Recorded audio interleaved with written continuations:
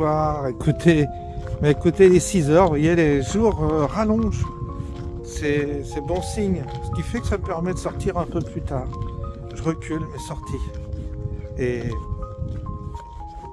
ce soir, je vais pas être trop bavard parce que j'ai pas fait attention, mais j'ai oublié de recharger la batterie de mon téléphone, ce qui fait que je vais pas vous ennuyer très longtemps. Journée intéressante, il se passe évidemment énormément de choses en ce moment. Il y a beaucoup d'actualités. Il y a comme un combat qui est en train d'apparaître d'une manière très frontale. Et on s'aperçoit que c'est fini maintenant les relations diplomatiques à pas feutrer. On se dit les choses, et on se dit les choses d'une manière brute de décoffrage. Ça fait quand même du bien. Et J.D. Vance, le vice-président américain, est à Munich et il mâche pas ses mots. Je vais regarder un peu ce que je peux faire sur les vidéos qui circulent, mais il y a vraiment un contenu intéressant. Il nous rentre bien dans l'art et la mollesse des Européens est en train d'apparaître d'une manière flagrante. Je pense que tout ce monde-là va prendre cher. Il va y avoir des révélations de corruption qui vont être mises à jour et qui vont révéler une vaste entreprise de corruption entre l'administration Biden et toute la coterie européenne, et ça va être intéressant de ce côté-là. On va pas s'ennuyer. Et puis, changement de valeur, changement de disque. Je vous l'ai dit, les valeurs traditionnelles sont en train de revenir avec un discours plus conformiste, oui.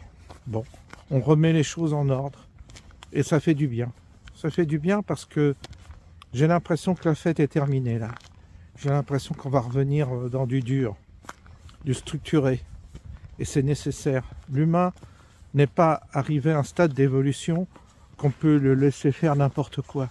Il faut recalibrer l'humain, il faut lui redonner des règles, des principes, des lois qui font en sorte qu'il se structure. Sinon, vous allez dans tous les sens, et ça, c'est pas bon. C'est pas bon parce que ça amène à une anarchie telle que tout se déglingue, et c'est très dangereux. Alors, je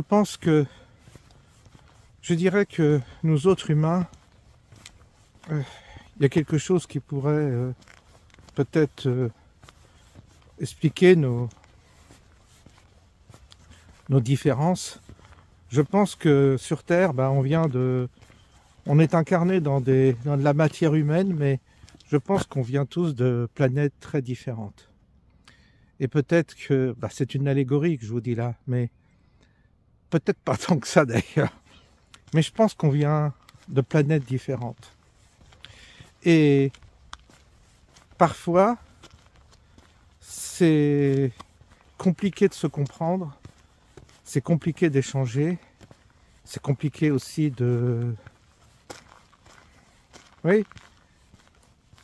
raisonner ensemble, puisque il semblerait qu'on vienne quand même de planètes différentes. Je crois un peu à ça. Parce que je m'aperçois qu'en toute sincérité, en toute bonne foi, on a beau faire des efforts, on a beau se contorsionner pour essayer de comprendre d'autres manières d'appréhender la vie, de voir la vie,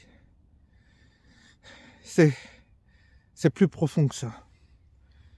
Je crois que c'est plus profond que ça. C'est pas du domaine des opinions. C'est pas du domaine non plus des religions. C'est d'une autre, ça vient d'ailleurs. Et c'est comme ça qu'on peut parfois expliquer justement nos différences qui sont des différences réelles, profondes, intrinsèques. Je pense que l'explication, elle est là. Je pense qu'on vient de mondes différents.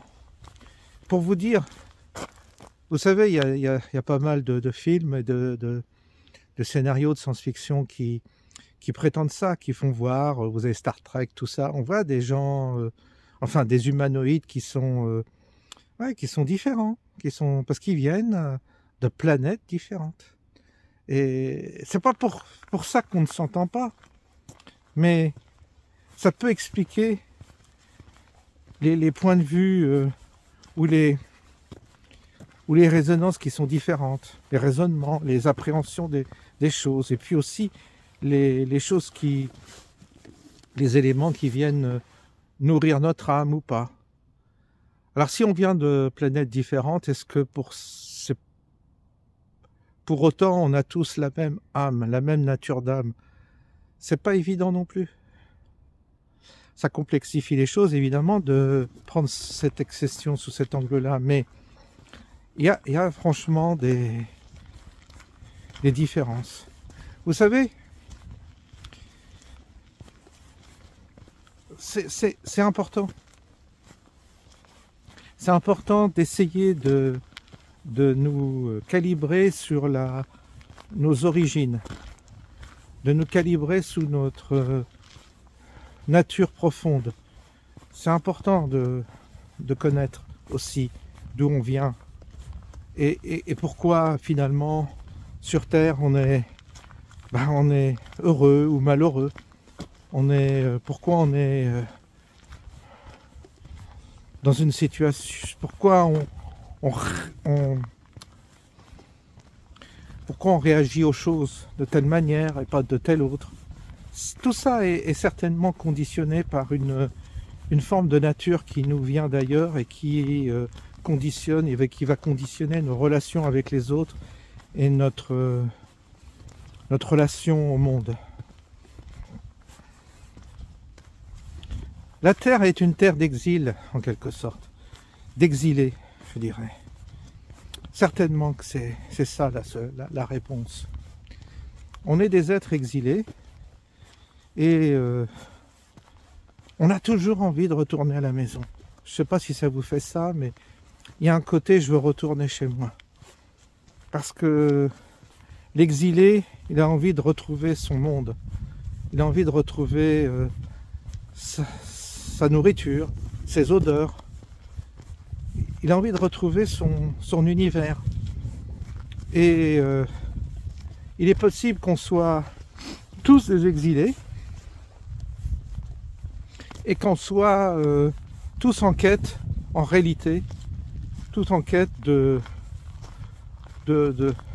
retrouver le monde auquel on appartient. Parce que si on s'écoute bien, en tous les cas, peut-être que c'est pas le cas de tout le monde, mais si on s'écoute bien, on voit bien qu'on est étranger. Tout nous est étrange en fait ici. Et puis aussi la difficulté, comme j'en parle souvent, mais une difficulté d'adaptation, quand même une adversité dans ce monde qui est pas commune quand même. Mais il y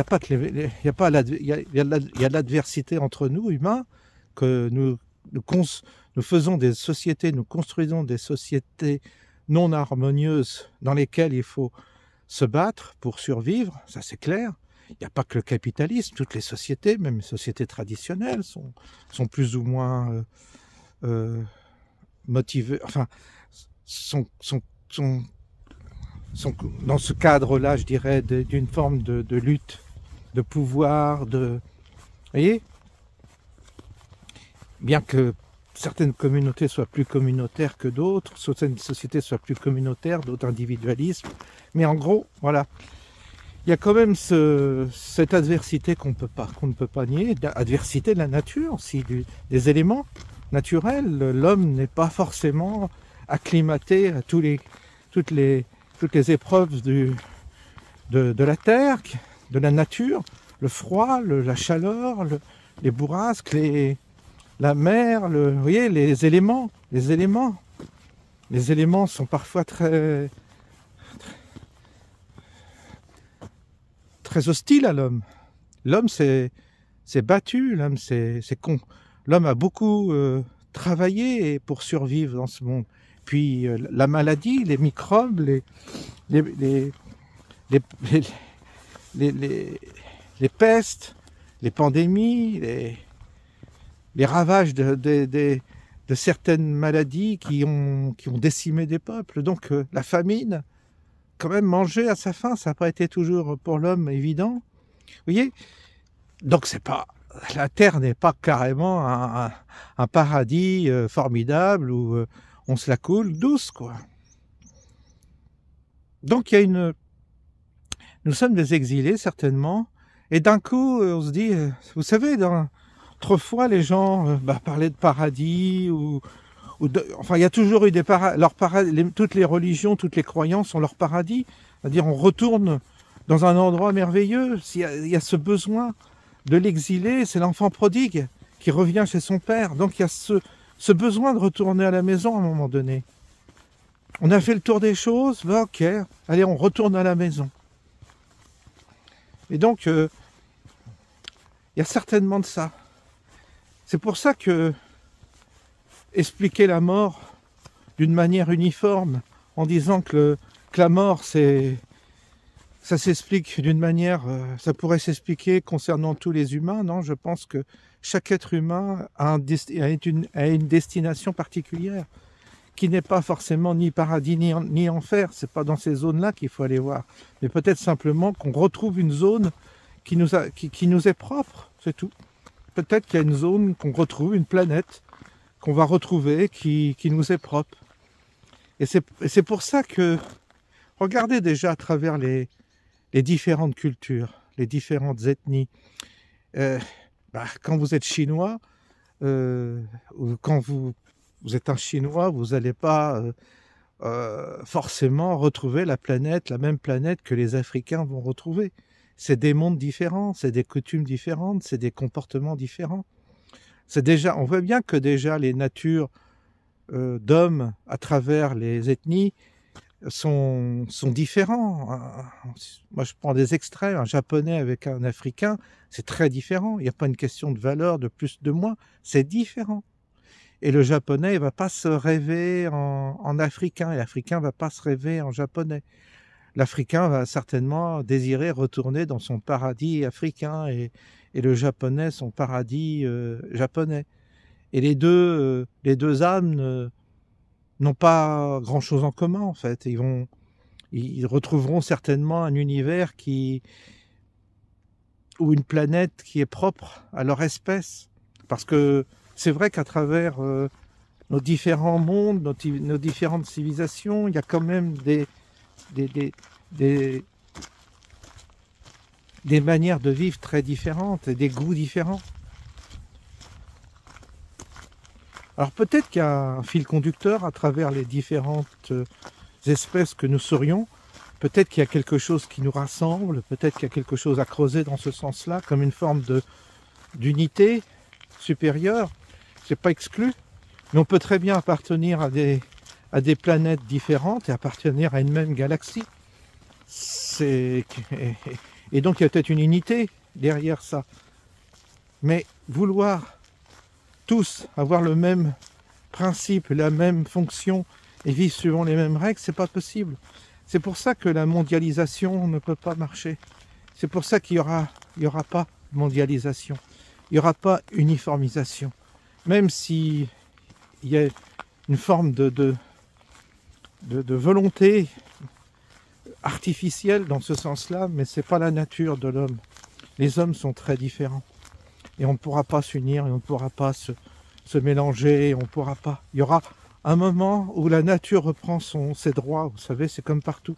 C'est comme une digue, c'est comme les constructions que l'on fait et qui sont contre la nature. Si on n'épouse pas la nature se révolte contre les constructions humaines qui s'opposent à cette même nature. On ne peut pas forcer la nature. Et je pense que pour l'homme, c'est pareil. Je pense qu'on ne peut pas forcer l'homme. Je ne pense pas qu'on puisse le... Il y a une belle ambiance là. C'est toujours le cas à cette heure-là. On va en profiter un peu. Vous voyez ?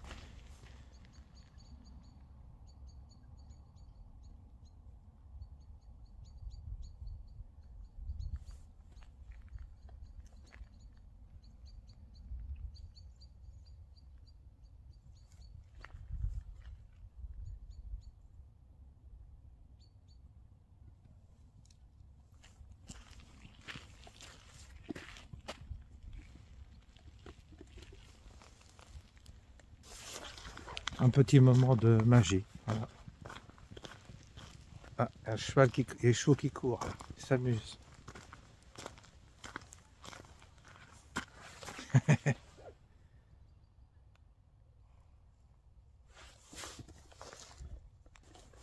Alors on s'amuse, hein?